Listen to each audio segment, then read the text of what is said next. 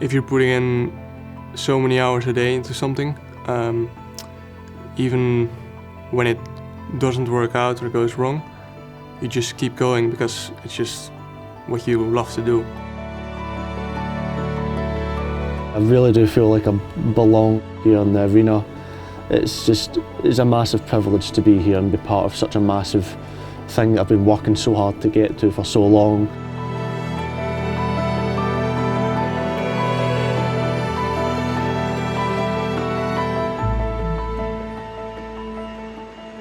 We took him karting for the first time and we both were sitting watching him up in the gantry. He'd never driven before, never been in a car.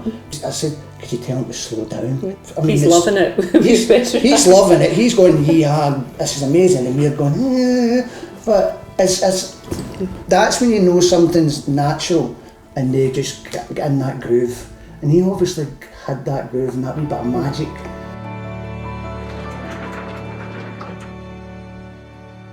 This is my first ever kart.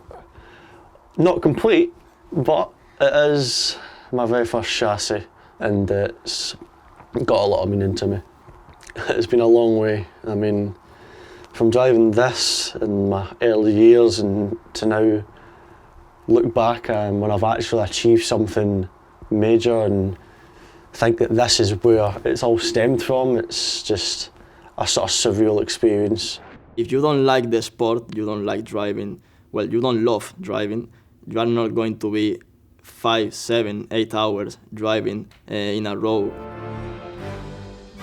Came here in 2009 for the first time, the year before I started club racing.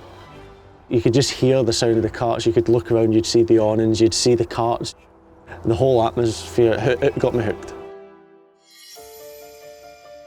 Anything that the two of them have always taken an interest in, we've always embraced and did what we can, literally to the limit, to help them achieve it. Once I was driving, I just knew immediately that this is what I want to do, this is my passion, this is exactly what I've been watching my whole life and this is exactly where I want to spend all my time. Everyone has to start somewhere. I remember my first race weekend here and I think I was last. But at that point, you don't care because you're racing. But then over the coming months, you learn and you start shaving seconds off your lap time, and then that gap gets smaller, it becomes tenths off your lap time, and it becomes hundreds. Oh, he could have gone all the way to the top, along with many of the other boys that were in our team, but unfortunately, disposable cash isn't available nowadays, and money is just everything in motorsport. They really gave it everything for me. My dad's, for example, a musician, and the amount of guitars he had to sell from his collection, all the things he loved, he sacrificed so I could do what I loved. Yeah, we did sacrifice a lot. Yeah, did work a lot of hours and done a lot of things to make sure he could keep going. The hardest thing for me personally was the day that I had to say to him, I'm sorry, it's over. That hurt.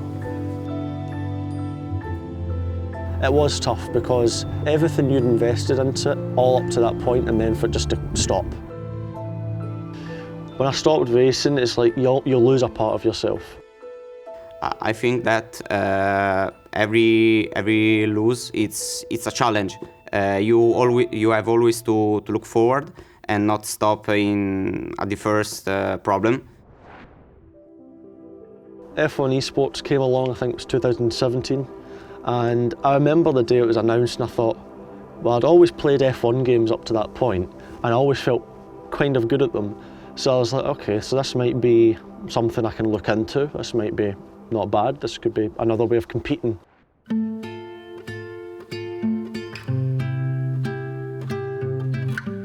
Not getting picked in 2018, it broke me. I remember the picks going by and your name wasn't getting called, and then once the show ended, there was nothing you could do, it was over. And I went back to my hotel room and I genuinely think I cried. You can't change your performance, you can't change everything within weeks. You need to be consistently persistent for months, for years. and you have to accept when there is only a very small gain and you feel like your time is wasted. You shouldn't ever think about like that. That smile is the most genuine smile I will ever do in my life.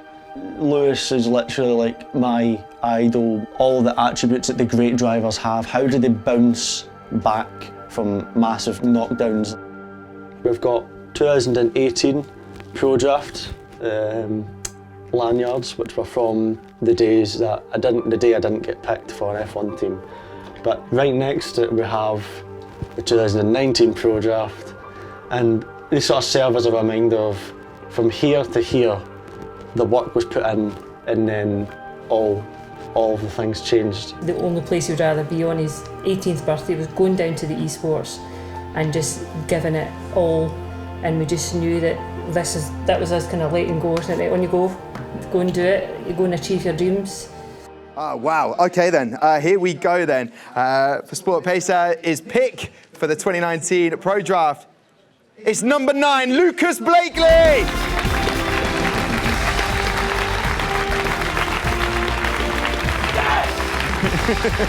Come on!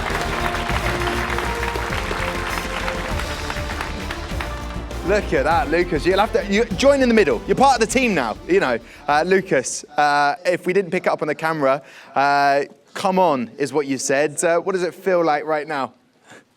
I don't know, man. I'm lost for words.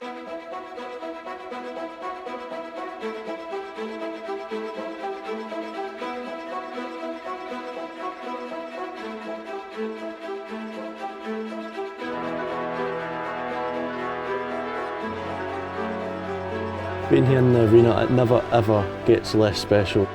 You get the same sort of atmosphere every time you come in, just the energy is there. To give back to my mum and dad, you know, coming back here thinking this is what I've achieved, this is who I am, and to think that they've been a part of this journey, supporting me every step of the way. Coming here to race, coming in here for the draft, you know, you get a lot of memories coming back, so yeah, the arena holds a special place.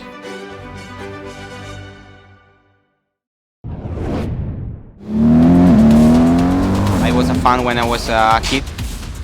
Everything here, it's all about Ferrari. It's fantastic.